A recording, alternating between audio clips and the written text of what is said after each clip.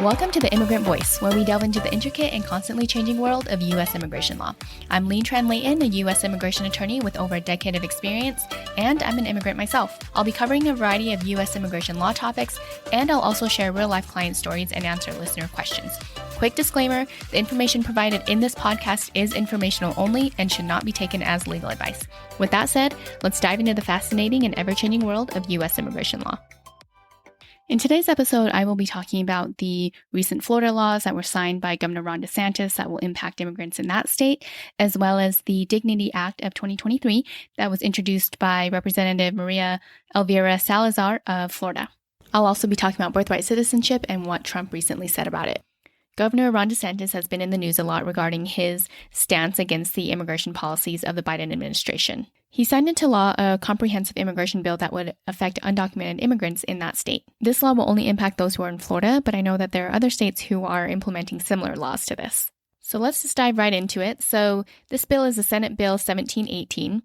And it's basically, like I said, a comprehensive legislation aimed to restrict the ability of undocumented immigrants to live and work in that state. One of the big things of this law is that it gives state law enforcement agencies a lot more power to enforce immigration laws. Immigration law is federal law, so typically it's federal law enforcement agencies that enforce these laws.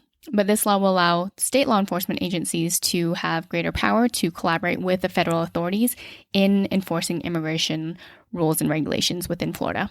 So I'm going to give a summary of the different provisions of this law. So the first one is transporting undocumented individuals into Florida. So this law would make it a serious crime to bring someone into Florida if they entered the U.S. without documents or without permission. So it would be considered human smuggling. And if someone is found guilty of human smuggling, they could go to prison for up to 15 years. But this law doesn't make it a crime to live with, help, or transport undocumented individuals within Florida. So for example, if you are a U.S. citizen and you're married to a spouse who is undocumented and you both live in Florida and you live together and you ride in a car together, that's not going to be considered a crime or human smuggling. This law will also require hospitals in Florida that accept Medicaid to ask patients if they are U.S. citizens or legally living in the United States. Now, patients can choose to not answer the question, so they don't have to, but hospitals do have to ask patients that question if they accept Medicaid. And the law also requires the hospitals to send reports to the Florida Agency of Healthcare Administration every 3 months. Now, these reports won't contain any personal information about the patients. This report is required to be sent. The forms that these patients will fill out asking about their immigration status, the forms do have to have a caveat on it stating that their response is not going to affect the patient care and that their immigration status will not be reported to immigration authorities. This law will also affect employers, obviously. So employers will have to check if new employees are allowed to work in the United States within 3 days of starting their job. And companies with 25 or more employees have to use E-Verify to make sure that these new employees are authorized to work. If employers don't follow these requirements, they could be fined up to $1,000 per day and even lose their business license. Like I mentioned earlier, state law enforcement agencies are going to be given a lot more authority to check these immigration violations. So the state law enforcement agencies will also be given the authority to request documents from employers to make sure that they've complied with the employment verification process for their employees. And if it's found that the employers did not properly go through the employment verification process, they'll have 30 days to fix the issue. And these state law enforcement agencies will be allowed to do random audits of businesses to make sure that they're complying. The law will also restrict access to driver's licenses and professional licenses. So somebody who needs a professional license to practice, for example, like a lawyer, if that person cannot show legal status, that person will not be able to practice law in Florida. So counties and municipalities will be restricted from using government funding to issue identification documents to people who are not living in the U.S. lawfully, and also driver licenses from other states that have been issued to undocumented immigrants won't be valid in Florida. And as stated, this law will give more power to local law enforcement agency and more power to Florida's Chief of Domestic Security to coordinate immigration enforcement activities with federal agents. And state law enforcement agencies will also be required to take DNA samples from people who are in their custody because of an immigration issue. This law will be effective on July 1st of 2023. So even though it hasn't been implemented yet, I've been reading news articles about how it's already impacted the economy there and different industries like construction, agriculture, and how a lot of people have actually left So even though the law isn't fully in effect yet, there are already economic impacts that are happening in Florida. Another bill that Governor DeSantis signed into law recently that will go into effect also on July 1st of 2023 is a law that restricts land ownership in that state by people from certain countries. So on May 8th, DeSantis signed a law, the Florida Senate Bill SB 264, that limits land ownership in Florida by foreign nationals from certain countries. So those countries are China, Venezuela, Syria, Russia, Iran, North Korea, and Cuba.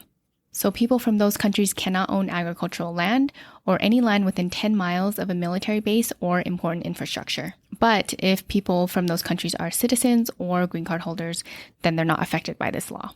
So the main points of that law is that people from those countries that I had mentioned can't directly or indirectly own or buy agricultural land or any part of it unless it is a very small part, so less than 5% ownership of a company that owns the land.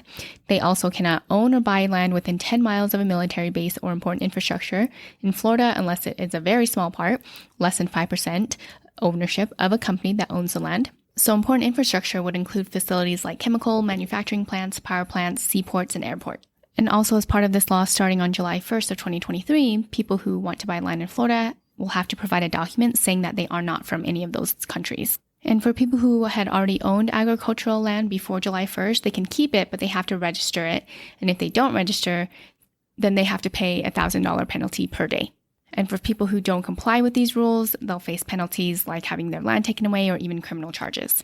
Now, this law will have specific restrictions for people from China. So people from China, including government officials, political party members, and business organizations, cannot buy land in Florida unless they are U.S. citizens or permanent residents. And for those who own land before July 1st, they'll also have a registration requirement, and buyers after the law starts need to prove that they aren't affected by these rules. Now, there is an exception for Chinese people who want to buy a house, so up to 2 acres, for living, as long as it is not within 5 miles of a military base and they have a valid U.S. visa. And diplomatic properties are also exempt. So on May 22nd of 2023, a lawsuit was filed against this particular law about the land ownership restrictions, arguing that it's unconstitutional and discriminatory. Let's move on now to the Dignity Act. So this was introduced by Representative Maria Elvira Salazar of Florida in the U.S. House of Representatives on May 23rd of 2023. So this is a pretty sweeping immigration bill which covers a lot of different things. So I'll just summarize some of the main points of this bill. It has provisions related to border security, providing legal status to undocumented immigrants who are already here in the U.S. It also talks about asylum and unaccompanied minors. So we'll just kind of go over, like I said, the main points of the bill. Okay, so let's go over the border security provisions. So this bill would provide funding to upgrade the technology and equipment used by U.S. Customs and Border Patrol, and it includes things like better communication systems, improved surveillance, and updated license plate readers. But there won't be any funding for restarting the construction of that border wall that Trump had started during his administration. It will also increase the number of Border Patrol agents and officers and improve training for them. And it'll also support the communities that are near the borders to make sure that they have the resources to help the migrants that do arrive there. The bill would also allocate $10 billion over 5 years to expand and modernize ports of entry, which would include vehicle, cargo, and pedestrian inspection lanes. And also an immigration infrastructure fund would be established to cover these necessary costs. I think the provision that's gotten the most attention is the legal status for undocumented immigrants that this bill would grant if it was passed. So this bill would offer a path to legal status for undocumented people living in the U.S. It would give them legal status that would allow them to stay in the country and work legally. And to be a part of this program, they would have to pay a $5,000 fee over the course of 7 years, pass a background check, pay any outstanding taxes, and also continue paying taxes. It would create a special legal status for undocumented agricultural workers, which would allow them to become permanent residents if they worked in agriculture for a certain number of years. It will create a pathway for citizenship for certain groups. It'll protect dreamers, so young people who came to the U.S. as children, by offering them a chance to become U.S. citizens. It would keep families together by providing a pathway to citizenship for parents and children who are separated due to immigration issues. And it also includes a redemption program that allows the Dignity Program participants to apply for citizenship after completing additional requirements. And for those who choose to serve in the military, they would have the option to be able to become citizens through their service. Regarding asylum, so the bill would establish regional processing centers in Latin America to provide services and pre-screening for potential asylum seekers. It also creates humanitarian campuses in the U.S. to determine credible fear and expedite asylum cases. And then also additional asylum officers would be hired. Regarding the credible fear interviews for asylum seekers, so under this bill, if it were to be passed, the asylum seekers would be given a credible fear interview within the first 15 days of them arriving to the U.S., but they would be given a 72-hour rest period to be able to consult with legal counsel. And if the asylum seeker can prove that they have credible fear of going back to their home country, then an asylum officer would have to decide on their case within 45 days. But if it's a case that's too complex for the officer to decide within that time frame, they could refer it to an immigration judge.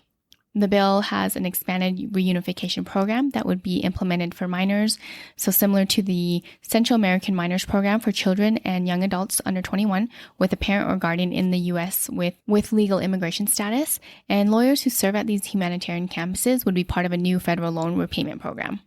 One of the big things that I think definitely needs to be changed is the visa backlogs, and this bill would address the visa backlogs and caps. So every year, only a certain number of people can immigrate to the U.S. depending on how they're immigrating here and which family member petitioned for them to immigrate here. And the number of visas available for these family members to immigrate here hasn't increased in decades, and it hasn't kept up with demand. So there's this huge backlog of people who are basically just waiting to be able to immigrate to the U.S. So for example, if you have a brother or sister, you're a citizen, and let's say that your brother or sister is from Mexico, it's over a 20-year wait. Same with if your brother or sister is from the Philippines, it's over 20 years. If your sibling is from China, mainland born, it's over a 15-year wait. If your sibling is from India, then it's over a 17-year wait. So it's a really long time. So the bill would create a new position called the Immigration Agency Coordinator that would oversee immigration functions and provides additional funding to improve visa processing. It would also raise the visa cap for each country, which would allow more people from different countries to come to the U.S. legally. So not only would it be helpful to increase the visa numbers for family-based immigration, but also for employment-based immigration, because again, for some of these employment categories, for somebody to be able to immigrate or to get a green card through employment, it can take a really long time, especially if you're from like India. It takes a really long time to be able to get an employment-based green card because of this visa cap and backlog. The bill also talks about the guest visa reform, which is like visiting visas when someone's coming to the U.S. to visit here temporarily. So the bill would enhance visa security, mandate visa overstay reporting, and it would introduce a new 90-day visitor visa for certain foreign visitors and allow F1 students to have dual intent, meaning that they can have the intent to also live in the U.S. permanently. There would be reforms made to the H-2B program. So these are temporary work visa programs, and like the H-1B, H-2Bs and H-2As have a cap, and every year, way more employers apply for these visas than there are visas available. So it makes it really difficult for employers to be able to get the help that they need to be able to do their jobs. So with the reforms that would be made to the H-2B program, it would make it easier for returning workers to fulfill the labor needs. And the H-2A program would be expanded to include year-round agricultural work. And spouses of H-1B immigrants would be able to receive work authorization without having to apply for a work permit. So they would basically automatically get work authorization once they've gotten the H-4 status. Another provision deals with spouses and children of green card holders or lawful permanent residents. So this bill would allow for spouses and minor children of green card holders to be exempt from the current green card cap, allowing them to apply for permanent residency. So it'd be similar to like immediate relatives of U.S. citizens. So immediate relatives of U.S. citizens are not subject to this visa cap, and there's no visa backlog. It's just obviously waiting for the processing times, but there's no like visa backlog of years and years like there are for other family members. So I just want to reiterate, though, that this bill has not passed. It's just been introduced. So we will see what happens. I mean, I've been doing this for almost 14 years now. And so far, I mean, there's been definitely a lot of policy changes and a lot of procedural things that have changed. But as far as like these big things changing, hasn't happened yet for as long as I've been practicing. So we'll see what happens. The next topic I want to talk about is birthright citizenship. So Trump recently announced that if he became president, again, he would end birthright citizenship by executive order for children of undocumented immigrants. And this is something that he had talked about in the past as well. So let's just start off with a little bit of history about the 14th Amendment. So it starts off with Section 1, which says, all persons born or naturalized in the United States and subject to the jurisdiction thereof are citizens of the United States and of the state wherein they reside. And it's been recognized that all states within the U.S. and its territories, such as Puerto Rico, Guam, and the U.S. Virgin Islands, are considered part of the United States jurisdiction, but places like American Samoa and Swains Islands are territories, but they are not part of the United States jurisdiction, meaning that people who are born there are not considered citizens, and they don't automatically become citizens at birth, but instead they're considered U.S. nationals, which they basically have all the rights of citizens except for they can't vote and they can't hold elected office. And also, if they want to petition for certain family members, they are considered like green card holders. So they can only petition for family members that green card holders can petition for, but U.S. nationals can naturalize and become U.S. citizens. There have been cases throughout history about birthright citizenship where the Supreme Court has sought to interpret what the 14th Amendment means and what it means to have birthright citizenship. In the case of Dred Scott v. Sanford in 1857, the U.S. Supreme Court held that African Americans born in the U.S. were not citizens. This decision was considered one of the worst decisions ever made by the U.S. Supreme Court, and in 1868, Congress then amended the 14th Amendment to undo what had happened. Then, about 30 years later, the court ruled on another birthright citizenship case in the case of United States v. Wong Kim Ark, and this dealt with whether an American-born Chinese person would be considered a U.S. citizen. The plaintiff in this case was the son of Chinese immigrants, and his parents had come to the U.S. legally, but they weren't able to become U.S. citizens because of the Chinese Exclusionary Act. So the plaintiff had traveled outside of the U.S. to China, and then when he came back, he was denied entry, and the immigration officials told him that he was not a citizen. So then he sued. And ultimately, the Supreme Court ruled that he was a citizen because he was born in the U.S. regardless of his parents' immigration status. There's also a really interesting case that is actually not very old. It was from 2019, and it also deals with birthright citizenship. So this case is Devash Banks v. Pompeo, and they are a same-sex couple, and they had twins through surrogacy in Canada. The twins were conceived by anonymous donor eggs and sperm from both of the parents. So one of the parents is a U.S. citizen, but the other parent was born in Israel, and the Department of State basically gave citizenship to the child who was genetically linked to the U.S. citizen parent, but did not grant citizenship to the child who was linked to the Israeli-born parent. And this was because the law considered children born outside of the U.S. through surrogacy to be considered an out-of-wedlock child. So then, of course, the couple sued and said that, no, these children were born to married parents and they should be conferred U.S. citizenship status. Ultimately, the federal court did agree with the parents and stated that the child was born to parents who were married, and therefore the one child who was not given U.S. citizenship status was considered a citizen. So the new policy is now that if children are born through surrogacy and if at least one parent is a U.S. citizen and the parents are married, then the child could still acquire U.S. citizenship status. So I actually looked up how many countries give birthright citizenship versus countries that do not. So currently, 35 countries do have birthright citizenship, meaning that if you're born in that country, you are a citizen of that country. And there are 195 countries in the world, so that's about almost 18% of countries offer birthright citizenship, whereas pretty much, the majority of countries do not offer birthright citizenship. What's interesting is that almost every country that does offer birthright citizenship is in the Americas, but most European countries do not offer it. Most Asian countries do not offer it. Australia doesn't offer it. Most countries in Africa don't offer it either. I saw an article that was written by James Ho, who is a U.S. Court of Appeals Fifth Circuit judge, and he was actually appointed by Trump. But he wrote an article in 2016 about the 14th Amendment, and basically he says that there shouldn't be any questions about whether the 14th Amendment grants birthright citizenship or not, and that it does. And he said that people who oppose birthright citizenship argue that the language in the 14th Amendment that says all persons born or naturalized in the U.S., and this is the language here, and subject to the jurisdiction thereof, are citizens of the United States. So the and subject to the jurisdiction thereof are what opponents to birthright citizenship are arguing, saying that, well, the people who came in without documents and who have children, they're not subject to the jurisdiction of the United States. But he says that being subject to the jurisdiction just simply means that if you're in the U.S., you're subject to the authority of the US government. You have to follow and obey all the US laws. And if you don't, then you get in trouble. He does say that the clause is not there for no good reason. So there are going to be people who are excluded from obeying US law. So for example, foreign diplomats and enemy soldiers are not subject to US law.